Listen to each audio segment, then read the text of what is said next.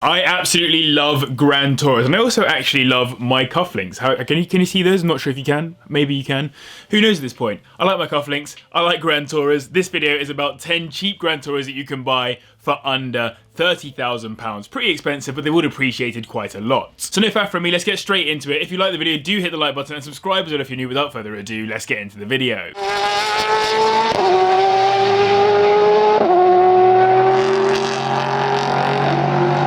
For many, myself included, the F-Type is seen as a cheaper route into exotic car ownership, but it's very important to remember what type of car it actually is. It's a Grand Tourer by nature, meant to carry you on long journeys in comfort, hence the boot is pretty sizable, big enough to fit 2 golf bags in according to Jaguar, and some owners actually agree on forums. It comes with a 3-litre supercharged V6 engine which does actually sound amazing and puts out 335 brake horsepower, which takes to 60 in 5.1 seconds. It is the spiritual successor to the E-Type, and visually you can see some similarities in terms of the shape. With that in mind, I think one day if synthetic fuels keep petrol cars going, this might be looked upon fondly, as it took a while for the E-Type to really start skyrocketing as a classic, and I think the F-Type might do similar in like 40 years time. The interior is of course a nice place to be too, and if you're after a wannabe supercar from this list, the F-Type might be the one for you. These start at around the £23,000 mark, with 30k grabbing you a 2015 model with around 40,000 miles on it. Diff leaking and sticking exhaust valves are known problems with these,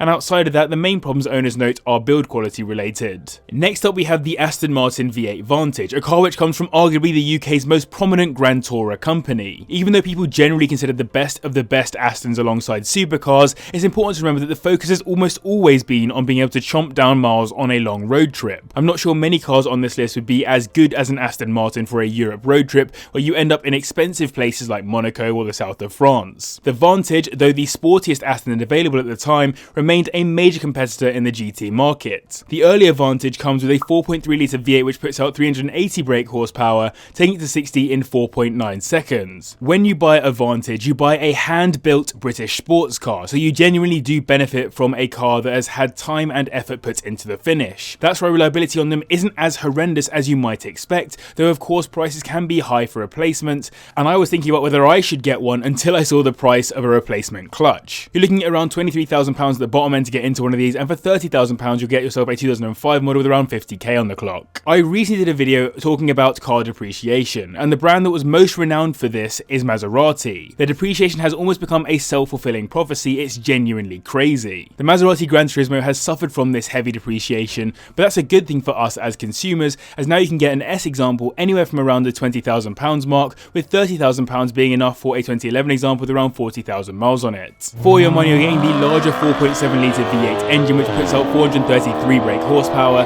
taking it to 60 in 4.7 seconds. That engine is shared with the Alfa Romeo 8C, which is like a unicorn car in comparison and worth a small fortune, whereas you can get the same thing in a car that in my opinion actually looks prettier for much less. Though what I've just said will be heresy to some people, especially as I'm still after my own Alfa 4C. Despite the depreciation figures, it's actually a very well equipped car, and from factory came with a crazy level of specability, so do look for one that suits you best, particularly in terms of the interior. I personally like the Alcantara mixed with carbon fibre. It's a surprisingly reliable car considering the badge, but you'll need deep pockets if anything does go wrong with that Ferrari collab engine. I'm always happy when I can get a brace of Astons onto a list, and given the Vantage is a bit more of a sports car, I have to mention the more obvious Grand Tourer, the DB9. This is an absolutely stunning car, so stunning in fact that if you were an avid viewer of old Top Gear, you'll remember it never actually went on the cool wall. It got its own DB9 fridge. It comes with a 5.9-litre V12 engine which makes 450 brake horsepower, wafting it from 0 to 60 in 4.7 seconds, meaning you'll be cruising along comfortably to the top speed of 189 miles per hour. There is actually an argument between Ian Callum and Henrik Fisker over who contributed the most to the exterior design of this car, but to be honest, either way, it is beautiful and looks modern to my eyes even now almost 20 years later, especially when you compare it to the DB7 that it replaced. It ran all the way from 2003 to 2017 before being replaced itself by the DB11, and was one of Aston Martin's biggest sales successes GTSs ever. Considering all the above, it's crazy to think that these start at around £20,000, with £30,000 nabbing you a 2007 model with around 50,000 miles on the clock. The interior build quality has been questioned by owners, and they are known to throw misfire codes, but they aren't horrendous for a V12. This car looks very familiar, doesn't it? A lot like a BMW 4 Series. So what's that badge on the front? Well, if you're an avid BMW fan, you'll definitely be aware of the brilliance behind the ways Alpina modify and enhance standard BMWs to be as strong as possible as luxury performance road cars. The D4 is the closest we can get into as a GT from Alpina within our price range, given they start at around £23,000. Of a 30k, you'll get yourself a 2016 model with around 60,000 miles on the clock. It is effectively an uprated 435D, which means you're getting a modified version of the 3-litre twin-turbo diesel inline-6 engine, which makes 345 brake horsepower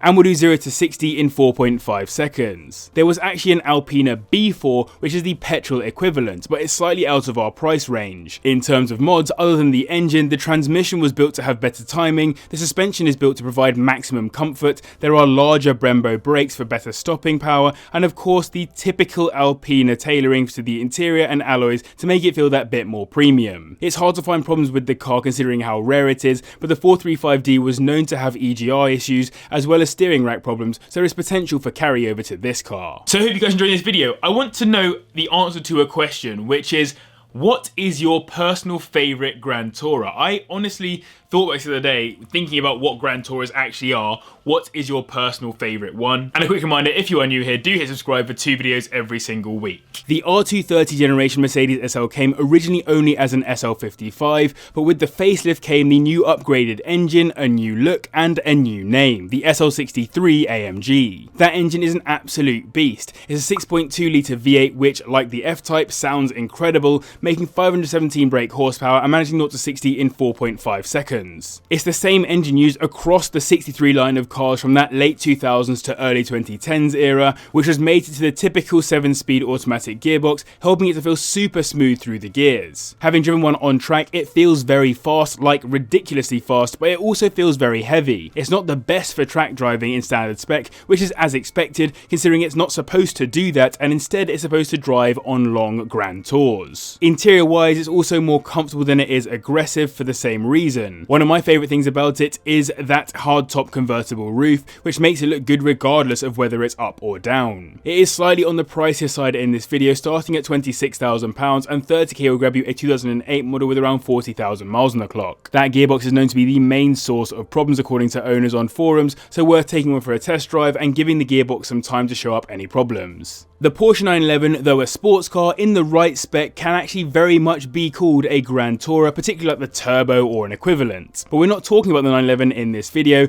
instead it's the larger 4-door Grand Tourer from Porsche that I'm interested in, the Panamera, specifically in GTS spec, which for me is one of the waftiest Porsche specs you can get for under 30k. It comes with a 4.8 litre V8 engine that makes 423 brake horsepower, which you get from 0 to 60 in 4.4 seconds. The GTS came with the first generation Panamera, but only arrived in 2011, and it effectively has the same spec as a turbo, just without the turbos, given it's all-wheel drive and still ridiculously powerful. I would say the first gen pre-facelift is my least favourite looking of the Panameras, but given the history of the car, it is important to put some respect on its name, plus as a 5-door it gives you plenty more practicality than the other GTs on this list. These listed for a minimum of around £28,000, making it the second most expensive car on the list, so 30k will get you a 2012 model with around 60,000 miles on it. There are some known problems, including some catastrophic ones, but generally it's not a bad car as long as you keep on top of it in terms of oil and services in particular. The Bentley Continental GT Speed does exactly what it says on the tin. It's a Bentley Continental GT that is mad fast, over 200 miles per hour fast in fact,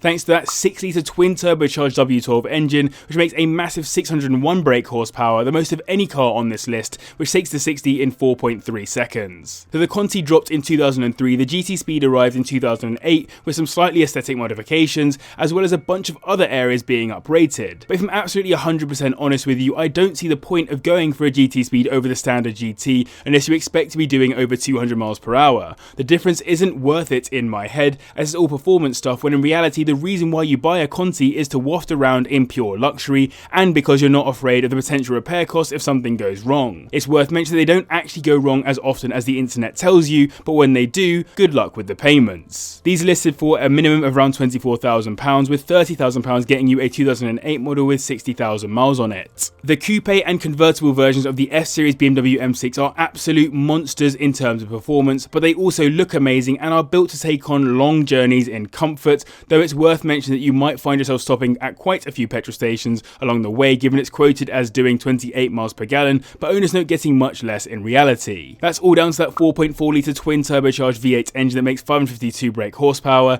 taking it from 0 to 60 in 4.1 seconds, which is pretty punchy by most GT standards. As you probably already know, the M6 is the more GT version of the M5, sharing the same platform and engine, so the two cars perform pretty similarly. It's actually quite crazy though, considering you can get M5s much cheaper than M6s from this gen, which hasn't always been the case, as the M5 is normally the more popular of the two. The M6 really is a bit of a jack of all trades. Not only is it luxurious, not only is it fast, it's also proven itself in racing, as the M6 GT3 has won in multiple series around the world. These are listed anywhere from around the £26,000 mark, with £30,000 getting you a 2015 model with around 40,000 miles on the clock. Vanos solenoid issues are quite common on these, as well as rod bearing problems. Taking the top spot is the unbelievably rapid Audi RS7, which as a fastback Grand Tourer has one of the more interesting designs on this list. Considering it's basically a fastback version of the RS6, it really does set itself apart with those looks, and comes with a 4 litre twin turbocharged V8 engine that makes 552 brake horsepower, which you get from 0 to 60 in just 3.8 seconds.